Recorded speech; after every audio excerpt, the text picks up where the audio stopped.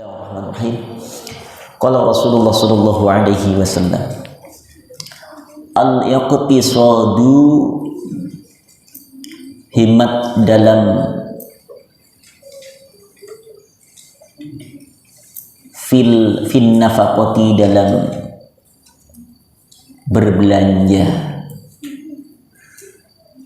Al-iqtisadu berhimmat, fin nafaqati dalam berbelanja.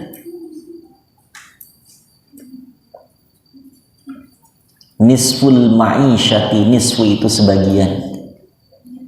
Al-ma'isyati, al-ma'isyati dari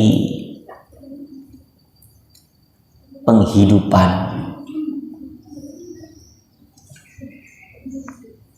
Jadi Rasulullah menyampaikan himmat dalam berbelanja itu sebagian daripada usaha upaya untuk menjadikan kelangsungan dalam kehidupan kita. Contoh misalnya suami penghasilannya 10 juta, biaya pendidikan anaknya 5, 1 bulan 1 juta, 1 juta 5 juta. Belanja di rumah 1 hari 100.000 kali sebulan udah 3 juta. 5 tambah 3 berapa? 8 juta, 2 juta boleh ditabung. Ya. Jangan penghasilan 10 juta suami tapi istri poya-poya. Jangan beli sesuatu yang sekiranya tidak perlu. Jangan beli sesuatu yang sekiranya di rumah sudah ada. Paham dok, Kendo?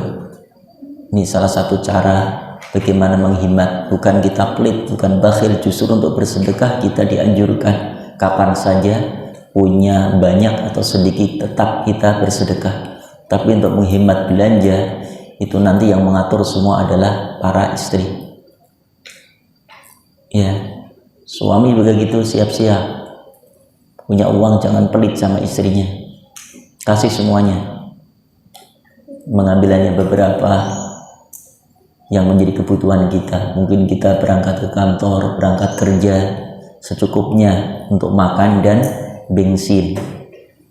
Itu dapat gajian, kasih istri, karena istri nanti akan menjadi bendahara dalam rumah tangga kita yang mengatur segala-galanya. Menyiapkan makan, beli lauk, ya. Maka ketika ada suami pelit, maka istri boleh ngambil duit di dompetnya. Paham dok? Kalau suami pelit, istri boleh ambil uang di dompetnya. Tapi kalau suami baik dan sudah dapat jatah kok masih ngambil uang di dompetnya, haram. Apa hukumnya? Haram. Masih kurang lagi, maka hukumnya haram. Di zaman Rasulullah juga ada seorang sahabat mengadukannya, Rasulullah, suamiku pelit, apakah aku boleh mengambil uang dari sakunya, dari dompetnya? Boleh, tapi secukupnya saja untuk makan hari itu. Misalnya kebutuhan makan 100.000, ya ambil 100.000 dari dompet suami itu, boleh. Karena ada suami yang pelit. Tapi insya Allah ini para santriwan wajahnya nggak pelit, wajahnya sudah kelihatan semuanya, nggak ada yang ketutupan. Apalagi syauki, Allah, wajah ngantuk, ya.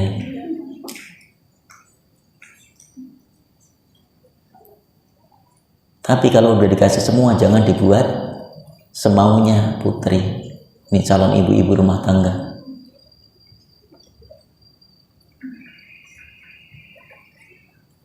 Beli baju, yang satu belum lunas ngambil lagi, yang satu belum selesai ngambil lagi, kredit lagi. Ya Allah, udah nggak ada kredit-kreditan. Kalau punya uang beli, kalau nggak ada jangan ngutang. Paham dok? Dan alhamdulillah dijaga itu. Jangan sampai kita menyusahkan suami kita seadanya. Ini ilmu itu akan menjadi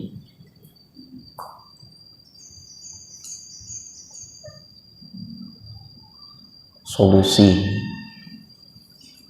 bagi kita semua, calon bapak, calon ibu. Gak lama, kalau udah gede-gede begini, paling 2 tahun 3 tahun ya udah gendong anak. Ya Allah, Musa jadi bapak. Bapak Musa, anaknya 12 lagi. Pagi-pagi nganterin anak.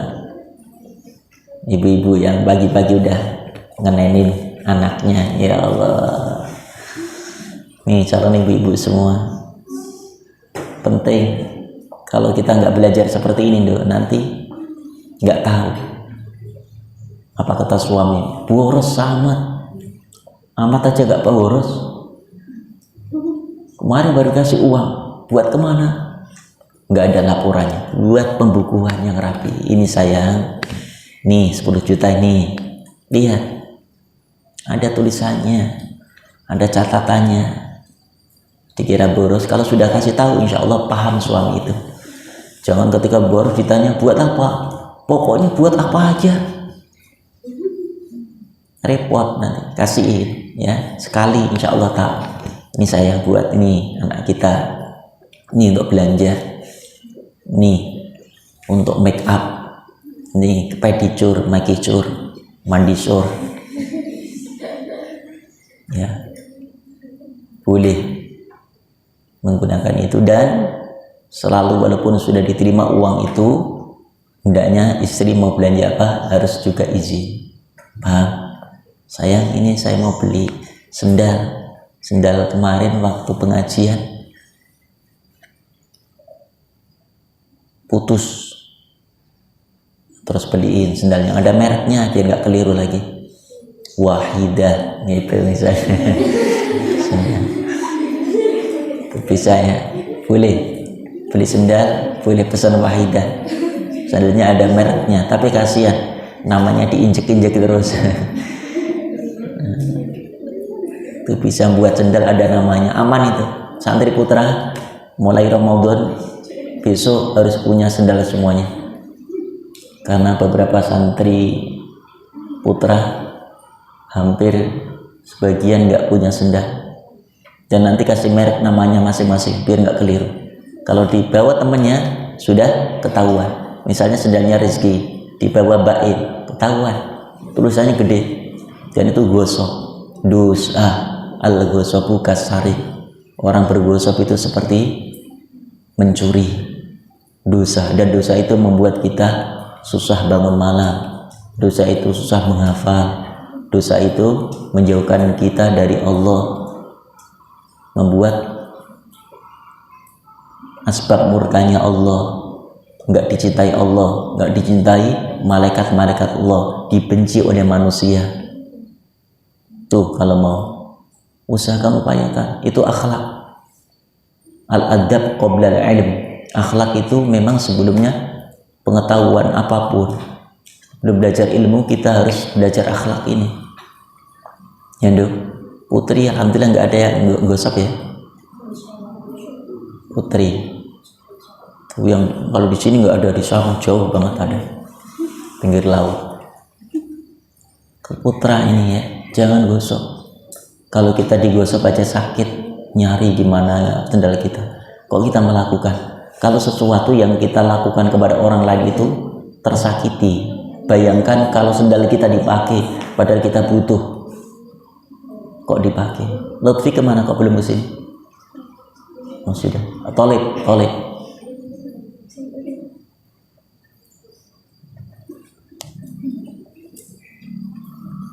Takzir nanti ya.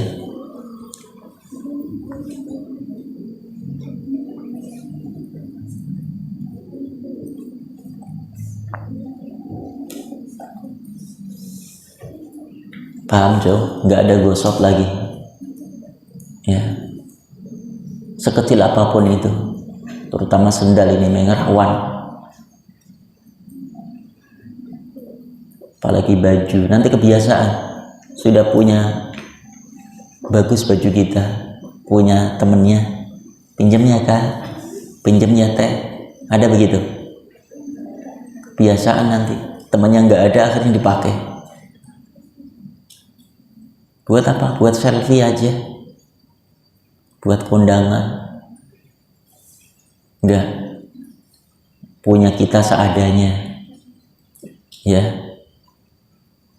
Toh jasad ini akhirnya masuk ke liang lahat tanah menjadi makanan cacing belatung. Ruh kita yang harus kita rawat, bukan badan kita. Seadanya aja, ya. Apalagi belanja masalah pakaian baju, nggak usah yang mahal-mahal, yang penting menutup aurat. Nggak menutup mahal tapi menutup leher saja. Di sini nggak ketutupan. Orang India tahu ya, bajunya mahal-mahal puluhan juta tapi nggak ketutup. Ini juga gitu, murah yang penting menutup aurat. Dan cari anak putri yang kira-kira baju itu bukan modenya. Sekali lagi, yang penting menutup aurat. Bahannya jangan yang membentuk tubuh, yang bahan apa namanya itu, yang keliwir-keliwir itu loh. Nah, jentik. Ya, ada begitu kan, begitu badannya begini, bajunya ikut begini. Nggak boleh membentuk, harus longgar, slong.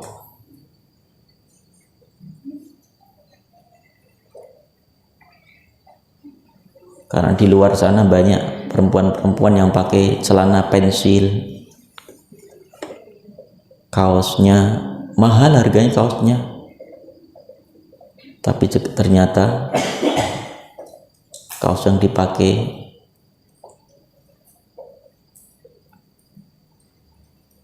punya anak umur 5 tahun. Ya, di rumah kalian walaupun nanti sudah berumah tangga, sudah berkeluarga, sudah punya anak, tetap aurat dijaga. Jangan mentang-mentang sudah punya anak,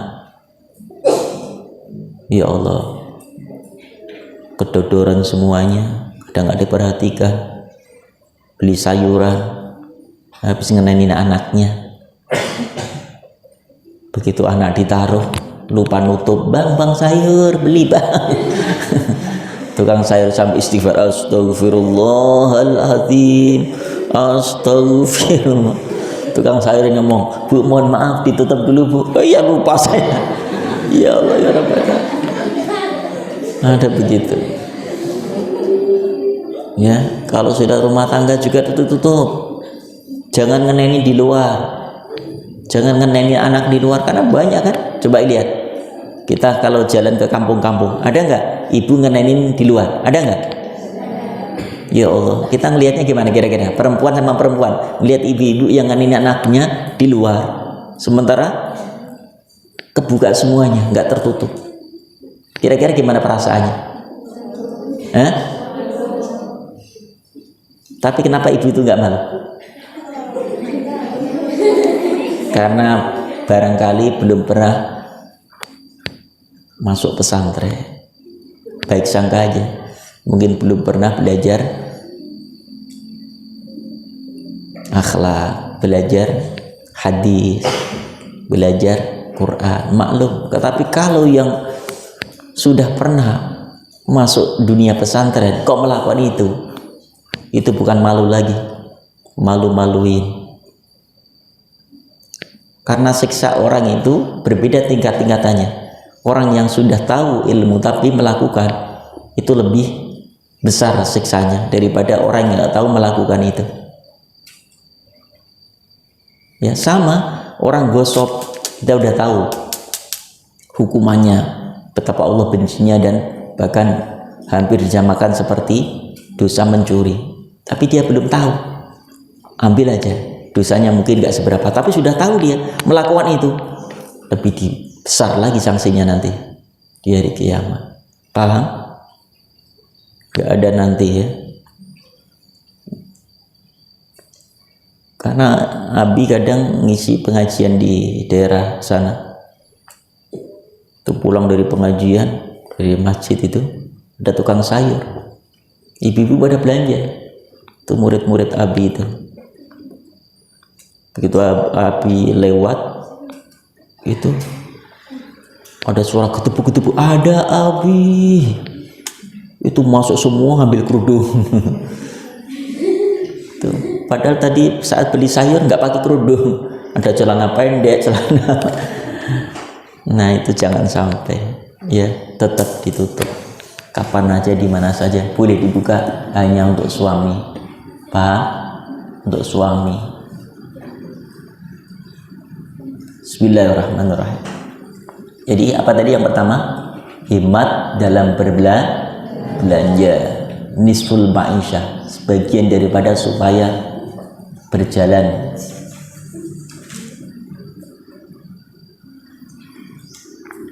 Kondisi keuangan keluarga. Kalau nggak hikmat, poya-poya terus, maka akan gali lubang tutup lubang. Gaji yang 1 bulan suami kerja susah payah, habis hanya 1 minggu. Ya Allah, nunggu lagi satu bulan ke depan, uang nggak ada, utang ke sana kemari. Ya Allah. Baik, lanjut.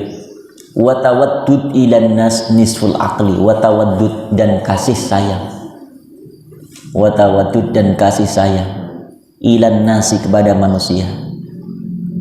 Ilan nasi kepada manusia atau kepada orang lain. Nisful aqli, nisful sebagian, al aqli sebagian dari al aqli. Al aqli itu akal, maksudnya apa? Sebagian daripada sehatnya akal seseorang, normalnya seseorang. Tapi kalau ada orang yang dengan orang lain, tetangganya, nggak saling mencintai, nggak saling menghormati, nggak saling membantu menolong, itu dipertanyakan akalnya. Berarti akalnya sudah error. Tahu error? Saling mencintai walaupun itu nggak kenal. Mungkin bisa jadi kan Musa nanti tinggal di Kalimantan Barat, punya tetangga yang nggak pernah ketemu, nggak pernah saling kenal sebelumnya. Begitu bertetangga harus at-tawaddud, itu harus ada, saling membantu, menolong, ya, saling kasih sayang. Wa husnus su'ali, wa dan husnus su'ali, husnu baik, as-su'ali pertanyaan, nisful ilmi, nisfu itu sebagian, al ilmi pengetahuan. Rawa meriwayatkan hadis at-Tabrani, Imam at-Tabrani, an Ibnu Umar, dari Ibnu Umar. Yang ketiga kata Rasulullah, pertanyaan yang baik. Dan pertanyaan itu memang benar-benar kita nggak paham. Contoh misalnya, Abi maaf mohon bertanya, ada etikanya, ada aturannya.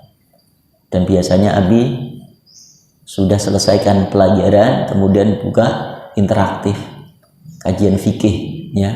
Anak putri biasanya Abi kasih peluang seluasnya 10 menit sampai 15 untuk bertanya tentang masalah haid, masalah nifas, masalah wiladah, selalu Abi kasih. Kenapa? Nisful ilmi itu sebagian daripada terbukanya pengetahuan kita. Kalau kita nggak tahu tapi dia, nggak akan berkembang wawasan kita. Nggak tahu tapi dia nggak paham, tanya. Dan itu pun begitu, ketika ada pertanyaan dari jamaah, Abi nyari referensi, rujukan nggak ketemu, Abi tanya lagi. Abi sering telepon Pak Kiai Dimyati Badrul Zaman, beliau ketua Majelis Ulama Depok. Beliau seorang pakar Quran, tafsir Quran, ahli hadis, ahli fikih. Dan setiap malam Jumat Abi ngaji kepada beliau. Abi pun masih ngaji, walaupun Abi ngajar kalian, Abi setiap malam Jumat ngaji, bawa kitab, maknani satu demi satu. Jangan sampai kita sudah ngajar kemudian gak ngaji. tetap Abi belajar dan belajar. Selalu pertanyaan, Abi nggak tahu, Pak Kiai mohon maaf ada pertanyaan seperti ini. Dan Farid belum menemukan rujukannya, referensinya, atau sumber kitabnya, mohon Pak Kiai. Nah, dapat WA kadang-kadang langsung ditelepon sama beliau. Ya, kalau kita kemudian nggak tahu, nggak mau tanya, ya sudah, mentok kita. Begitu kita dapat pertanyaan dari jamaah, kemudian kita tanya lagi, kita dapat, jamaah kita dapat. Paham nggak? Ilmu ngalir namanya. Belajar itu nggak ada habis-habisnya. Minal mahdi ilal lahdi, dari mulai kita lahir sampai kita meninggal itu wajib terus belajar. Seperti air di baskom, kita akan alirkan ke gelas-gelas. Itu lama-lama kan habis air itu. Tapi kalau kita isi lagi, tuangin lagi, isi lagi, seperti itulah ibarat ilmu itu. Ya. Baik, mudah-mudahan manfaat. Subhanaka bihamdika asyhadu an la ilaha illa anta astaghfiruka wa atubu ilaik. Assalamualaikum warahmatullahi wabarakatuh.